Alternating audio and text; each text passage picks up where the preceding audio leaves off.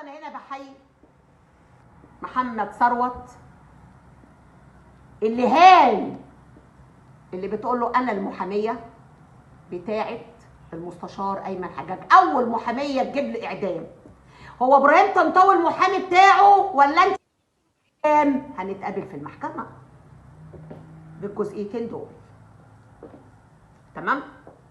طيب اتمنى ان محمد ثروت يشوفني ممثل محترم وبين قد ايه ان هي لازقه، فضلت مش سايباه لحد برضه ما خدت اللقطه. انت عارفه هي خدت اللقطه ليه؟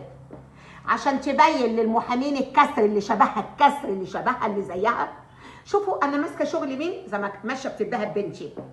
شوفوا انا عندي شغل مين، شوفوا انا متصوره مع مين. هي تحب الحاجات ديت. تمام؟ وبشكر البنات اللي جت تتصور معاهم وطردوها